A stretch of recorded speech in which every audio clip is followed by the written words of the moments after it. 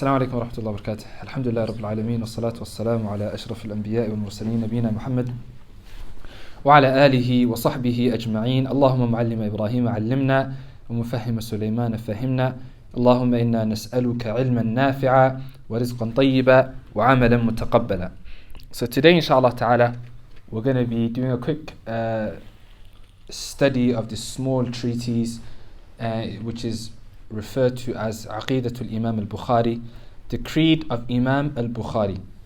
So inshallah this session will have two sections. We're going to begin with the introduction, which is the biography of the author Imam Al-Bukhari rahimahullah ta'ala rahmatan wasi'a, and then inshallah we're going to go into the matan. The introduction, I benefited for this matan from the great scholar that's alive today called Sheikh AbdurRazaq al-Badr, who's a teacher in Masjid al-Nabawi, the son of the great scholar Sheikh Abdul Muhsin Abbad, and he explained this book, and in the beginning he narrated the tarjama, the biography from a book called Al-Bidayah wal-Nihaya by Ibn Kathir. So I went back to Bidayah wal-Nihaya and I got the short biography ready for us to read, inshallah ta'ala. طيب. Ibn Kathir rahimahullah ta'ala, he says, and طبعا this tarjama, this biography is short. If you go to other books that have mentioned his biography, there will be pages on pages on pages, and he will never stop mentioning the fada'il, the virtues and the greatness of Imam Bukhari. But this is the shortest that I found, and perhaps that's why Shaykh AbdurRazaq mentioned it. طيب. He says in his book Al-Bidayah wal-Nihaya, قال رحمه الله تعالى: الإمام محمد بن إسماعيل البخاري صاحب الصحيح. The Imam means like a leader that people follow in the religion. The Imam Muhammad, the son of Ismail al-Bukhari. So that's his name, Muhammad ibn Ismail al-Bukhari. And in short, people just know him as Imam al-Bukhari. صاحب الصحيح, the one that authored the Sahih. What is the Sahih? Sahih is a book, and we refer it to as, what's it called normally? Sahih Bukhari. Sahih Bukhari. Imam Bukhari wrote a book. He wrote many books, the most famous of which is a book called Sahih al-Bukhari. And Sahih al-Bukhari is the second most authentic book in Islam after the Book of Allah. The Book of Allah, of course, is first and foremost, is the speech of Allah Azza wa Jal, and it's the first reference point for every Muslim. And then the second most important book in Islam, second most authentic book in Islam, is Sahih al-Bukhari. What is it about? It's the actions, statements, confirmations of the Prophet sallallahu alaihi wasallam compiled together in one book. Why is it? Isn't there other books that have compiled a hadith of the Messenger sallallahu alaihi wasallam? There are many. Why is he the most authentic then? Because he followed strict, very strict, tight conditions and rules in order to mention the ahadith in his book. Some ahadith, as we know, can be authentic, some of them can be weak. And there are conditions, there's a whole science behind it, ilm al-hadith. And through that science, you're able to differentiate between how strong a hadith is and how authentic it is and how weak it is it fabricated or not. So he had certain conditions that were very stringent and very strict that made his book the most authentic book after the Book of Allah Azza wa Jal. It's called Sahih Bukhari. What's the next one after Sahih Bukhari? Sahih Muslim. So Sahih Muslim was written by Imam Bukhari. Sahih Muslim was written by Imam Muslim, and it's the third most authentic book. Similar, he had very tight conditions, all the same. Bukhari had one more condition stronger than him that made his book higher, and he had other affairs. You study in the books of Mustalah Hadith when they compare between the two books. Then he says, وَقَدْ ذَكَرْنَا لَهُ تَرْجَمَةً حَافِلَةً فِي أَوَّلِ شَرْحِنَا لِلصَّحِيحِ. Imam Ibn Kathir, he says that he's already mentioned a detailed biography of him when he explained his book, the Sahih Bukhari. وَلْنَذْكُرْ هَا هُنَا نُبْذَةً يَسِيرَةً مِنْ ذَلِكَ فَنَقُولُ. He said he's going to mention a short biography here. هو محمد بن إسماعيل بن إبراهيم بن المغيرة بن بردسبه الجعفي. His name is Muhammad, the son of Ismail, the son of Ibrahim, the son of Al-Mughira, the son of Bardisbah al-Ju'fi مولاهم. Abu Abdullah al-Bukhari al-Hafiz. his kunya, his what do you call kunya in English? Nickname. Too vague. Nickname can be laqab as well.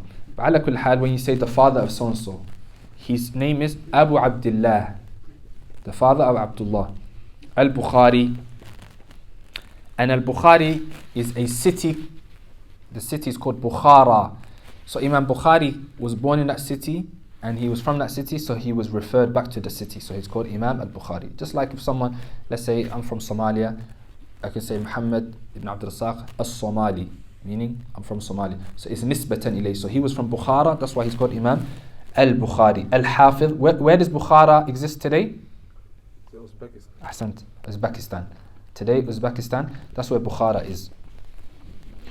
طيب, Al-Hafiz, the great memorizer, Imam Ahl al-Hadith fi zamanihi, the head of the people of Hadith in his time, wal-Muqtada bihi fi awanihi, and the one that they used to take example in, wal-Muqaddamu ala sa'iri adrabihi wa aqranihi, and the one that's given precedence over all of his peers. وكتابه الصحيح استقصى بقراءته الغمام وأجمع العلماء على قبوله وصحة ما فيه. And all of the scholars have come in agreement to the authenticity of what he has mentioned in his book Sahih al-Bukhari. وكذلك سائر أهل الإسلام, likewise the rest of the Muslims. ولد البخاري رحمه الله تعالى في ليلة الجمعة 13 من شوال سنة 94 ومئتين عفوا ومئة. He was born on the night of Friday, the 13th of Shawwal, in the year 194 after the hijrah of the Prophet sallallahu alaihi wasallam, 194, in the year 194. وَمَاتَ أَبُوهُ وَهُوَ صَغِيرٌ, and his father passed away while he was a small child. فَنَشَأَ فِي حِجْرِ أُمِّهِ, so he grew up in the care of his mother. فَأَلْهَمَهُ اللَّهُ حِفْظَ الْحَدِيثِ وَهُوَ فِي الْمَكْتَبِ, so Allah Azza wa Jal blessed him and bestowed upon him the blessing of memorizing a hadith, the prophetic narrations, at a very young age. وقرأ الكتب المشهورة وهو ابن 16 سنة, and he read all the famous books that were studied in those times whilst he was only 16 years old. حتى قيل إنه كان يحفظ وهو صبي 70,000 حديث سردا, to the extent that it's even said he used to memorize whilst he was still a youth 70,000 ahadith sardan. He could read from the top of his head 70,000 ahadith. And a hadith, when we look at it now, what do we see? Before we say the Prophet ﷺ, what do we say? For example, the Sahabi, the companion of the Messenger, Abu Huraira radiyallahu anhu, said that the Messenger sallallahu alaihi wasallam said in the hadith. And usually that's all we memorize today, right? But in the time of Bukhari, the scholars back then, they wouldn't just memorize the companion and the hadith. They would memorize the whole chain. So between Bukhari and the Prophet ﷺ, there would be 3 men, or 4 men, or 5 men. So he would have to memorize those names going back to the Prophet ﷺ. So imagine 10 ahadith have 10 duruq, 10 chains of narration. There's 5 people in each one. What's that? 10 times, that's 50 men, right? 50 different men you have to memorize. So imagine 70,000.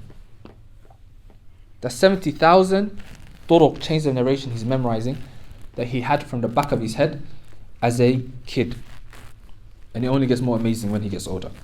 وَحَجَّ وَعُمْرُهُ 18 سَنَةً, and he made hajj, he made pilgrimage from Uzbekistan on foot or on camel or on a riding beast all the way to Mecca, which is a long, hard, difficult journey back in the day. There's no trains, no airplanes. At the age of 18 years old. So he made hajj and umrah to the house of Allah in Mecca at the age of 18. فَأَقَامَ بِمَكَّةَ يَطْلُبُ بِهَا الْحَدِيثِ, so he stayed in Mecca. After hajj, he continued to stay in Mecca and he sought knowledge of hadith. ثُمَّ رَحَلَ بَعْدَ ذَلِكَ إِلَى سَائِرِ مَشَايِخِ الْحَدِيثِ فِي الْبُلْدَانِ. Then he continued his journey. He started traveling for knowledge from city to city, country to country, seeking out the scholars of those lands, reading to them hadith, benefiting from them, writing down what they have from knowledge. To the extent that he said, وَكَتَبَ عَنْ أَكْثَرْ مِنْ أَلْفِ شَيْخٍ. He met more than 1,000 scholars, teachers. In his journey, he met more than 1,000 teachers.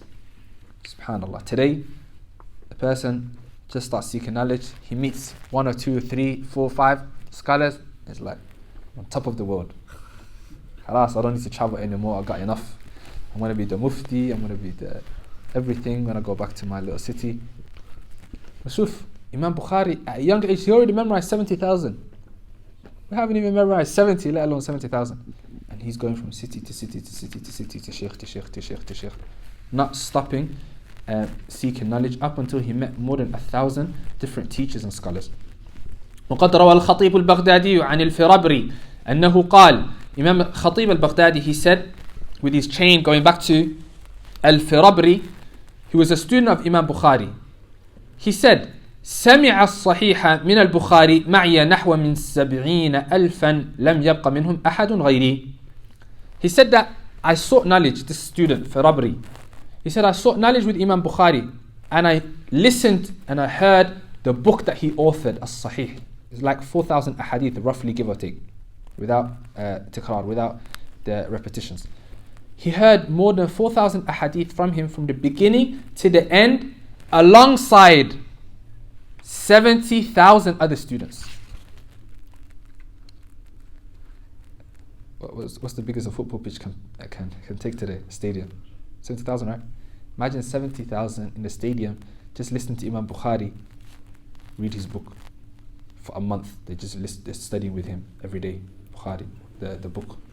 قال رسول الله صلى الله عليه وسلم قال رسول الله صلى الله عليه وسلم قال رسول الله 70,000 people in totality, maybe 30,000 this time, another time 30,000 وهكذا, heard from Imam Bukhari. Al-Firabri says none of them are alive today. Yani most of them have passed away. I'm the last of them that is still alive. And that's why Al-Firabri, he's the main narrator of the book Sahih Bukhari.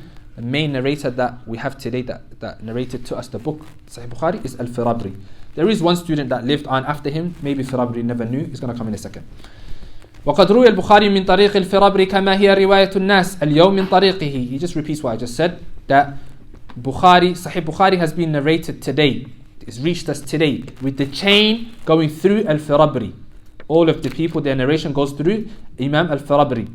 وحماد بن شاكر وإبراهيم بن معقل وطاهر بن مخلد وآخر من حدث عنه أبو طلحة منصور بن محمد بن علي البردي النسفي وقد توفي النسفي هذا سنة 29 و300. This other student that if Firabri perhaps never knew about, he was the last of the students of Imam Bukhari to die. His name was, the end of it is An-Nasafi, Abu Talha Mansur ibn Muhammad An-Nasafi. He died in the year 329. 329. Imam Bukhari, as we're going to see later, he died in the year 256. So he lived for almost another 80 years or roughly after him. ووثقه الأمير أبو ناصر ibn Makula. Abu Nasr ibn Makula, he said that this student is ثقة, trustworthy. وممن روى عن البخاري مسلم في غير الصحيح وكان مسلم يتلمذ له ويعظمه. He said that from the students of Imam Bukhari also is Imam Muslim. Who's Imam Muslim? Ahsant. The author of the third most authentic book after the Kitab of Allah, after Sahih Bukhari, it's Sahih Muslim. The author of Sahih Muslim, he is a student of Imam Bukhari. And he's narrated a hadith from Imam Bukhari outside of his Sahih, outside of Imam Muslim's own book. He never mentioned Imam Bukhari's name in the book because he had higher chains. But he's narrated from him in other books that he's written. And Imam Muslim used to be a student of him, and he used to يعظمه, he used to honor him greatly. وروى عنه الترمذي في جامعه. Imam Al-Tirmidhi is also one of the famous 6 canonical books of hadith. He also narrated a hadith from Imam Bukhari in his book Al-Jami'. والنسائي في سننه في قول بعضهم. Likewise, Imam Al-Nasa'i, from the authors of the 6 canonical books, he's also narrated from him in one of his books. So we said the 2 most authentic books in hadith terms, prophetic hadith, is which 2? Bukhari and Muslim. There are 4 more.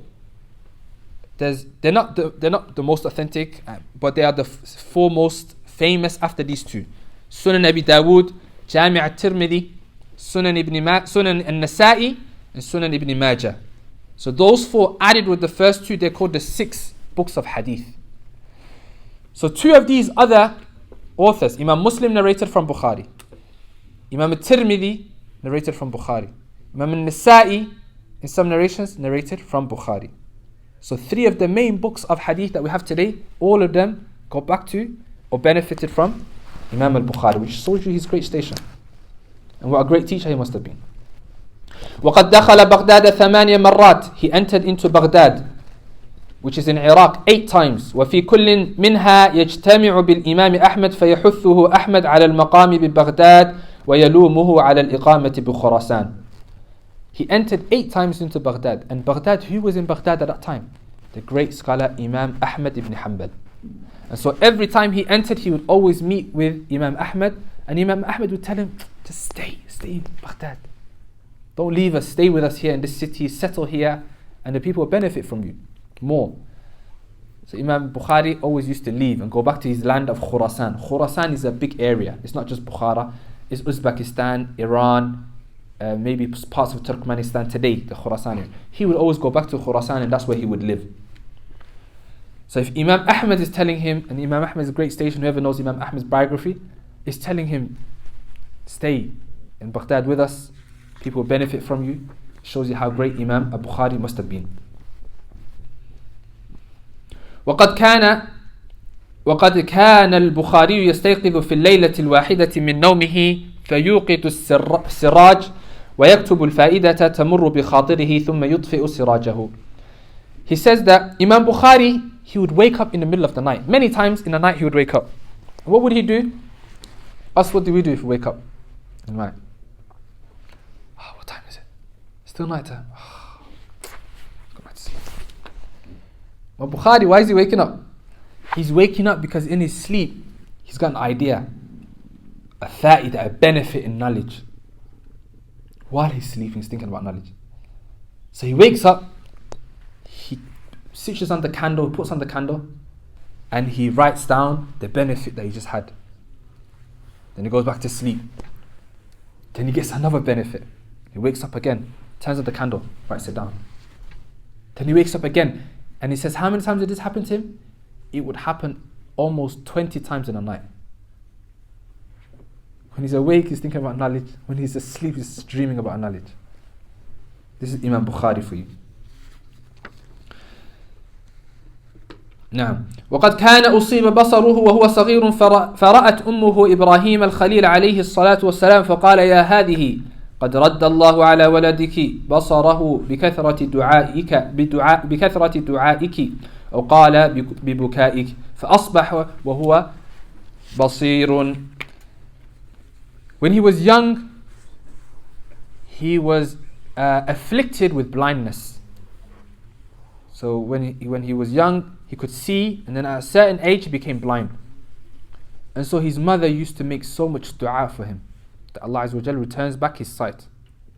So his mother had a dream one day that Ibrahim al-Khalil, Abraham alayhi salam, she saw in her dream Ibrahim.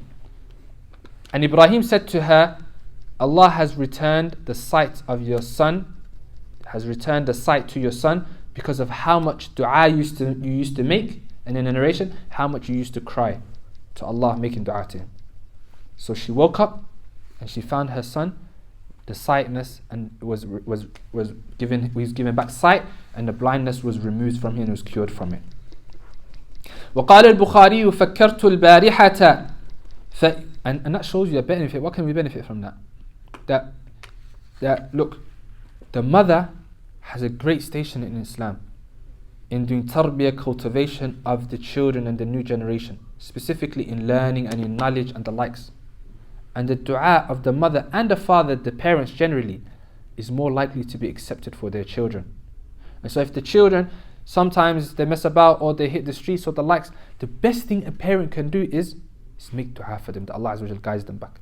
And when they're young, some parents, they might cuss the child as soon as the child does something wrong or something goes wrong, they say,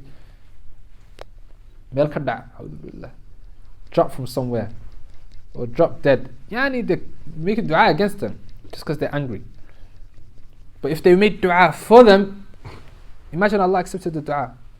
And Shaykh Muqbil, he said his mum, he used to be a trouble kid and he used to bring a lot of problems, and his mother always used to say, Allah yahdik, may Allah guide you, may Allah guide you. It's dua for him, and he became a scholar from the scholars of Islam.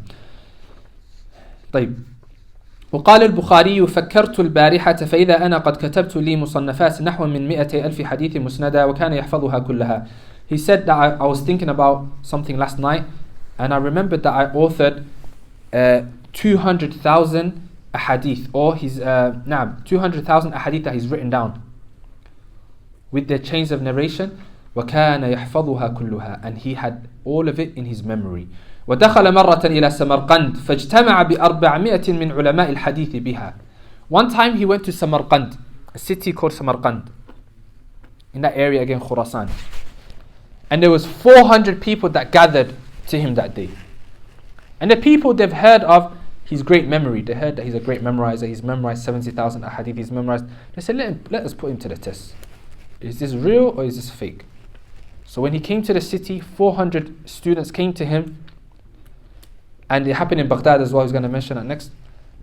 He says that in one narration, 10 people stood up. So 10 students at a separate time. So let's say one person stood up, he stands up. He says, I got questions for you in a hadith. He said, go ahead. He says, do you know this hadith? And he mentions the chain of narration for 3 men. Then he says, the Messenger sallallahu alaihi wasallam said such and such. He says, I don't know this hadith. Then he says the second one, third one, fourth one, fifth one, sixth one, seventh one, eighth one, ninth one, 10th one. Every time he asks, Imam Bukhari says, I don't know this hadith. I forgot to tell you something. Those students that came together, they made a plan to try and prove, has he really memorized or is he just pretending? So what they did is, they made fake a hadith. They brought a hadith that's real, and they brought a chain of narration for another hadith, and they mixed it. Every hadith has got what? A chain and a matan, the text. They started mixing the chains and the text. So 10 different students, each one's got 10 different ahadith. All of them are mixed. So that's 100 questions, 100 ahadith. 100 different chains of narration, 100 different texts. So they mixed it about. So the first one, second, and there's random people, 30,000 people are watching him. So when he said, I don't know, 10 times they said, you don't know nothing, man. It was a bluff. But the people that mixed it, they're like, oh, maybe he's caught onto us. So then the second man stood up, 10 questions, I don't know, all of them.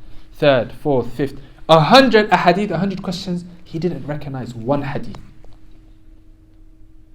So then they said, this guy is bluffing, he doesn't know nothing. Then he turned around and he said, I don't know these ahadith, but what I do know is, student number 1, the first hadith that you mentioned, that matan, that text, is not with that chain. It's with the chain of student number 5. Your question number 6, that chain that you mentioned over there goes with his first hadith. And your second hadith with the chain goes with that hadith. And he put every hadith back with its chain in the right order. Then everyone submitted and said, look, this Imam Bukhari is from another planet. We can't test him like this again. And Al-Mizzi and one of the scholars that heard the story said, what's not amazing is that he memorized 100 ahadith, because a lot of scholars have done that.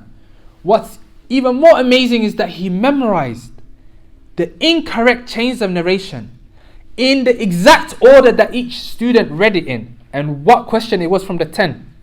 And he put it back together, and he only heard them repeat it one time. They only said it one time. It's not like he said, what was your one? Can you repeat it to me?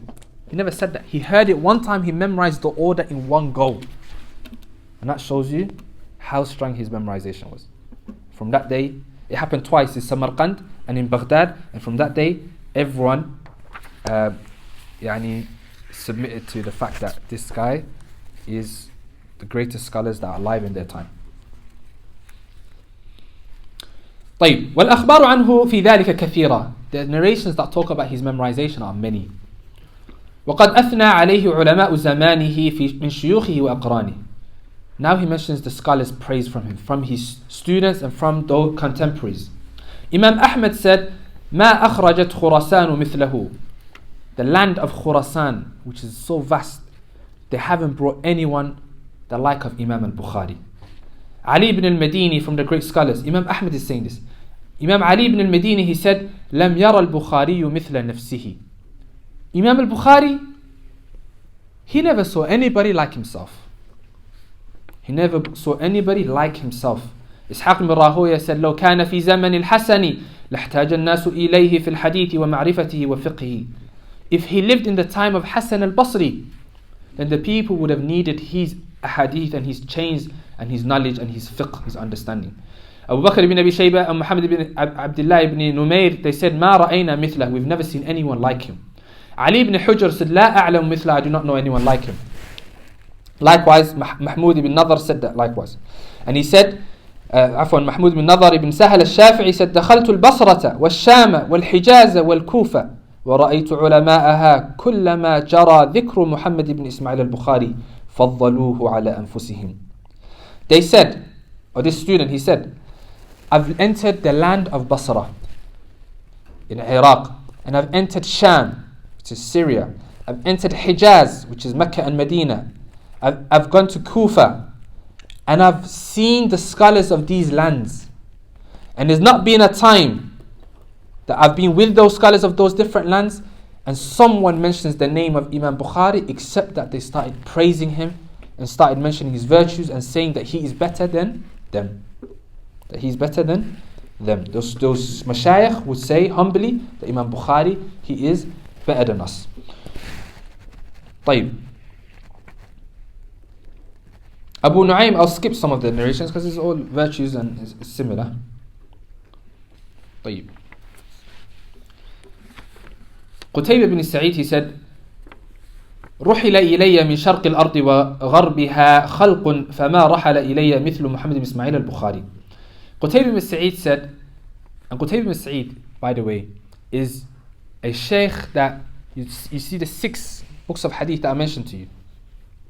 All 6 of them shared 9 teachers. All 6 of them they caught and they took knowledge from 9 teachers. And 5 of them took knowledge from this narrator. So Bukhari, Muslim, Abu Dawood, who else? Tirmidhi and Nasa'i. These are the 6. And Nasa'i. Ibn Majah is the 6th. Apart from Ibn Majah, the other 5, I believe, they all took from Qutayba ibn Sa'id. And he says, so he's seen many scholars come to him. He says, so many people have come to me from the west and from the east, and I have not seen anyone that's come to me that reaches the level that is similar to Muhammad ibn Ismail al-Bukhari. That's a heavy statement. Look, it's one thing you praising someone and you've only seen him as a student. You have never seen any other students in your life. But it's a whole complete level when you've seen thousands of students from the east and the west and you say this is the best out of all of them. That's deep. طيب. Then he mentions some other praises. وقال هو آية من آيات الله تمشي على الأرض. He's a sign from the signs of Allah that is walking upon the earth. Abu Muhammad Abdullah Ad-Darimi, he said, Muhammad Ismail al-Bukhari أفقهنا وأعلمنا وأغوصنا وأكثرنا طلبا. He said, Imam Bukhari is he's got the most fiqh out of us. He's got the most knowledge out of us, and he's got the most portion and share in seeking knowledge. طيب. على كل حال.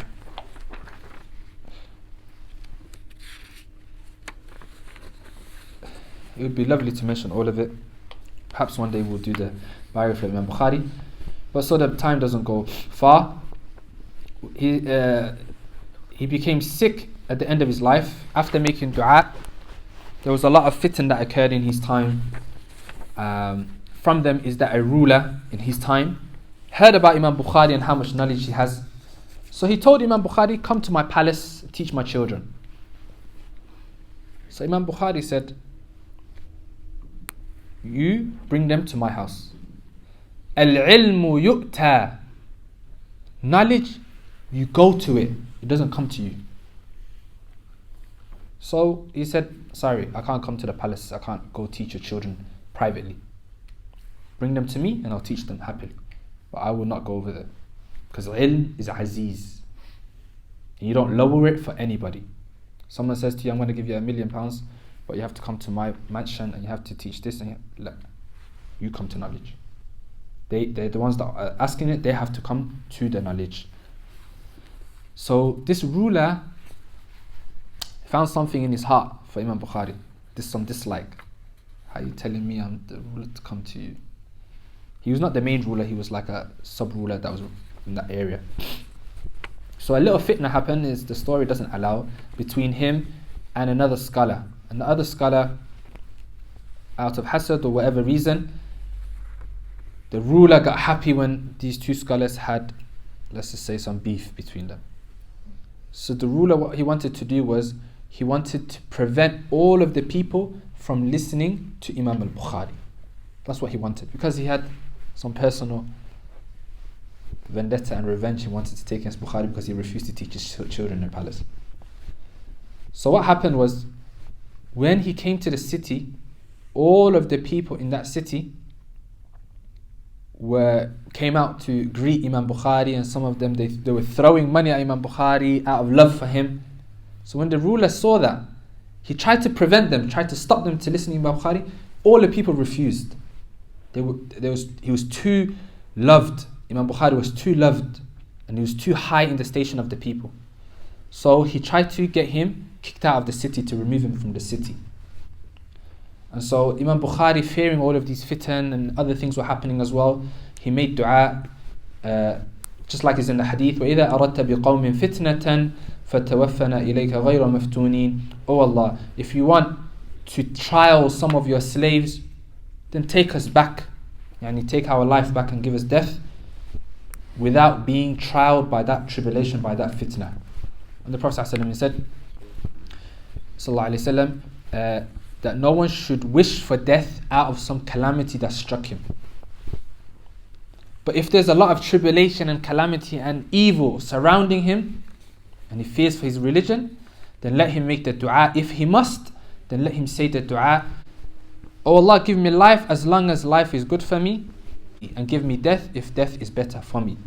As soon as he made that dua, Imam Bukhari became sick, and he continued upon that sickness up until he passed away on the night of Eid al-Fitr.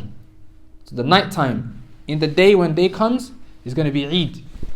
He died on the night of Eid al-Fitr, which was on a Saturday after Salat al-Isha, and the people prayed over him after Dhuhr in the same year of 256. وَكُفِّنَا فِي ثَلَاثَةِ أَثْوَابٍ بِيضٍ. And he was shrouded in 3 white garments, just like the Sunnah. لَيْسَ فِيهَا قَمِيصٌ وَلَا عِمَامَةٌ وَفْقَ مَا أَوْصَى بِهِ, just as he advised with. وَحِينَمَا دُفِنَ فَاحَتْ مِنْ قَبْرِهِ رَائِحَةٌ غَالِيَةٌ أَطْيَبُ مِنْ رِيحِ الْمِسْكِ. They say that when they buried him into his grave, that they could smell from the grave a ra'iha, a smell that was more beautiful than the fragrance of misk. ثُمَّ دَامَ ذَلِكَ أَيَّامًا. And they said that continued for a number of days after they buried him. وَكَانَ عُمْرُهُ يَوْمَ مَاتَ ثِنْتَيْنِ وَسِتِّينَ سَنَةً. And the day that he died, he was 62 years old. وَقَدْ تَرَكَ رَحِمُ اللَّهُ تَعَالَى بَعْدَهُ عِلْمًا نَافِعًا لِجَمِيعِ الْمُسْلِمِينَ. And after he passed away, he left behind a lot of beneficial knowledge for all of the Muslims. So his knowledge, فَعِلْمُهُ لَمْ يَنْقَطِعْ. His knowledge did not cut off. بَلْ هُوَ مَوْصُولٌ. It continues. And his righteous deeds for those beneficial knowledge that he left in time will continue, just like the Messenger ﷺ, he said, إِذَا مَاتَ ابْنُ آدَمٍ قَطَعَ عِلْمُهُ عَفْوًا عَمَلُهُ إِلَّا مِنْ ثَلَاثٍ. If the son of Adam dies, then all of his actions will be cut off except for 3. And from the 3, one of them is عِلْمٌ يُنْتَفَعُ بِهِ, beneficial knowledge that people will benefit from afterwards. Then he finishes with some lines of poetry. صحيح البخاري لو أنصفوه لما خط إلا بماء الذهب. هو الفرق بين الهدى والعمى. هو السد بين الفتى والعطب. أسانيد مثل نجوم السماء أمام متون لها كالشهب. بها قام ميزان دين الرسول ودان به العجم بعد العرب. حجاب من النار لا شك فيه يميز بين الرضا والغضب. وستر رقيق إلى المصطفى ونص مبين لكشف الريب. فيا علما أجمع العالمون على فضل رتبته في الرتب. سبقت الأئمة فيما جمعت وفزت على زعمهم بالقصب. نفيت الضعيف من الناقلين ومن كان متهما بالكذب. وأبرزت في حسن ترتيبه وتبويبه عجبا للعجب فأعطاك مولاك ما تشتهيه وأجزل حظك فيما وهب. Some lines of poetry praising his book and how it's given precedence over all books that came before or after, and that is like the stars in the sky shining out bright from the rest. وهكذا he praised him, and it will not do it justice if we translate it. It will not make sense. So inshallah, with that we finish his tarjama, and I advise you all to go back and look into the detailed biography of Imam Bukhari, how he was in his zuhd, how he was in his worship, how much Quran he would finish, how he would be if he fell into a mistake, and the likes. Is amazing, and it will have a ta'thir, it will definitely have an effect on a Muslim in bettering themselves.